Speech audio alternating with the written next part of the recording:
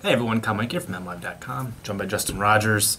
A lot of talk today about the future of Calvin Johnson, the big picture stuff. We've done it with Matthew Stafford. That was the immediate fallout, I think, from the organizational changes that occurred last week. But Calvin's still the big dog in the locker room, even on the field, I think, despite the diminished production this year. But there's some major question marks going forward with him, particularly as it pertains to his contract. Some very big numbers coming up. I believe a 22 or 24 million cap hit next year, either way 20 plus, and he's not producing at a level that's commensurate with that kind of pay. And so do you trade him, do you release him, do you move on, what do you do?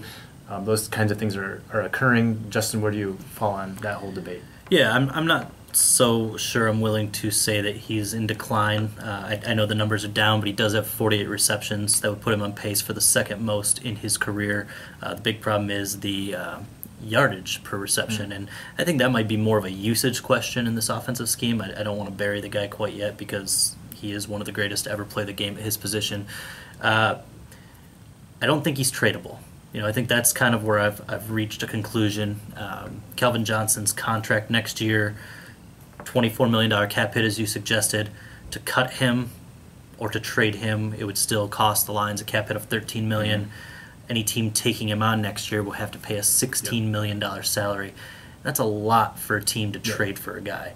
If we're questioning his production and whether he's on decline, what do you think an opposing GM is thinking? So I just don't see a team giving. If they do trade for him, it's not going to net you a first-round pick or a second-round pick. It's going to be something more like a sixth or seventh as a salary dump, and I just don't see it.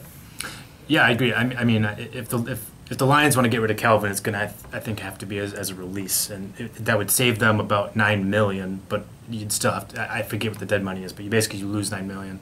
So you'd save some money, but there's still a lot to be paid there, and you have to ask yourself how much is he going to be worth going forward. I agree with you. I think there's still something left in the gas tank with him, but obviously the usage has been a problem. He's basically been used like a possession receiver. The catches are just fine, but they're just not downfield. He's not making those impact plays, and can he still make those plays? That's the question the Lions will have to ask them as they go forward, as they get new leadership in place, and they figure out what the complexion of the roster is going to look like. I tend to think he's going to be here, Justin, and I say that because I think the Lions are actually in pretty good salary cap position at this point. And with the new, they'll be picking in the top 5 or top 10, but with the new, the cap structure of the rookie contracts, then I think they'll still be in good shape. The suit thing will be off the books and so forth. They'll be okay, and I think they can afford Calvin. He might not be worth with what he's getting, and in fact, he probably won't be at this age, 31 next year, but he can still be a good player, I think, for this offense. And I think having him around, even if it's at an exorbitant price, is probably your best move. They could still restructure. I think that's on the table, and I know people don't like to hear that after all the restructures and kicking the can down the road with some of those contracts in the previous regime. But they could clear, I haven't done the math, but probably $5 to $6 million off of his cap hit next year. Cap's expected to be somewhere in the ballpark of $160 million next year. There's a lot of money to work with. This salary isn't going to look so exorbitant, and as some of the other guys come forward and get their new deals. At 31, I think you start getting a top 10 wide receiver at that price tag. He means more to the organization than I guess just his numbers. It is a historically great receiver. He's going to approach records. He's marketable. He works hard. He doesn't get in trouble off the field.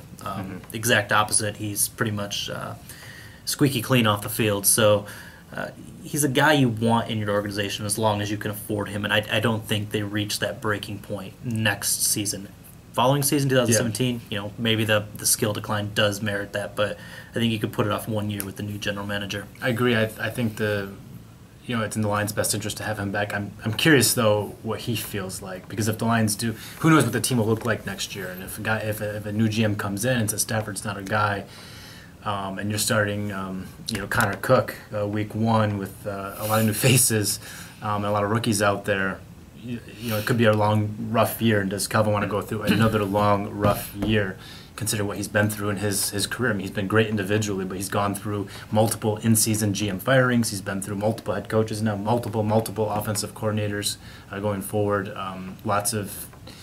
I mean, you guys know it's the Lions, and he's been around for a long time now. 0 playoff wins. It's really a travesty. It feels more and more every year like another Barry Sanders situation, where just a tremendous player you'll remember for a lifetime.